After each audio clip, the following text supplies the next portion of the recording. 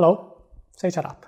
So December has come around fast and most of us are now preparing ourselves to see what the new year will bring. New Year's Eve is the perfect time to get started with our boldest dreams, and we will now start to make use of our wishful thinking in order to imagine how things will be better. But what does scientific research have to say about the effectiveness of positive thinking? When we use the power of optimism, do we actually become more effective to go after things, or will we just delude and distance ourselves from reality at a loss because of our most romantic vision of the future? To understand the good and the bad side of positive thinking, we will first make a very brief explanation of what positive thinking is. The power of positive thinking. This is the most classical book on the positive thinking area, and I'll leave the link here for you to take a look. It has sold millions of copies and continues to sell worldwide. It is one of the first books that says that by changing our way of thinking, we can change our lives. In line with positive thinking, we understand that the negative feelings like fear, anxiety, pessimism, inferiority, and anger are enemies that we must defeat.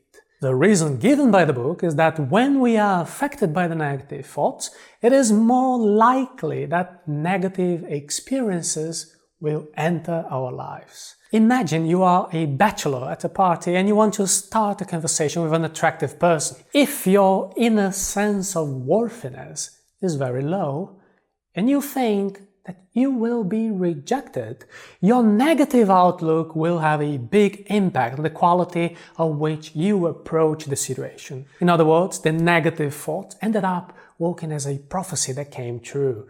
What you thought could go wrong did go wrong.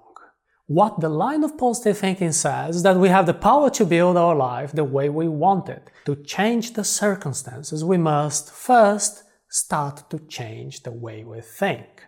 We focus on the positive and believe in success to overcome the obstacles ahead. We can focus in detail on what kind of results we want.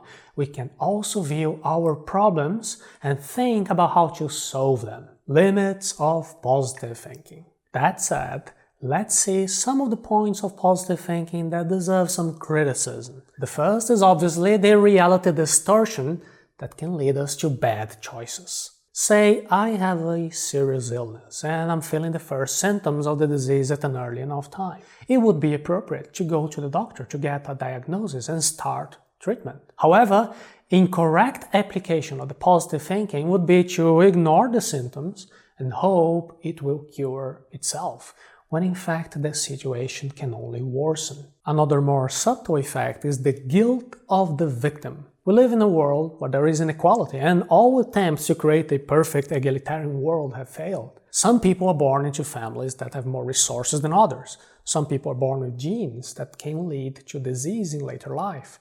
Even the height of a professional correlates with their pay and leadership positions they can occupy. On the one hand, there is a rather whole set of actions that we can and must implement to take responsibility for our future. That's great. But we do not want to pretend that inequalities do not exist. For if we assume that everybody has the exact same conditions, this can lead us to a thought that the failures are to blame for not trying hard enough. It is the guilt of the victim. Beware of denial. Therefore, see that denial is what we want to avoid. To live more conscious lives, we must learn to use the power of positive thinking without falling into illusions that lead us to bad choices. Another point to discuss is that it may not be possible to apply positive thinking to the fullest. In the link here, you're gonna see a book that tells us that we cannot really stifle our emotions and pretend they do not exist. That is to attempt to use positive thinking and turn off the feelings of fear, anxiety, vulnerability, shame, sadness, and imperfections. It is worth reading the whole book. Without a minimum of positive thinking, there is no hope I will start anything. I will not go after my dreams. By the way, I will not even dare to dream. What we will explore in the next video is how to not run away from negative thoughts or to always replace them with positive thoughts. What we can accomplish is rather a reinterpretation, a reframing, and to get along better with negative thoughts by accepting them as part of life.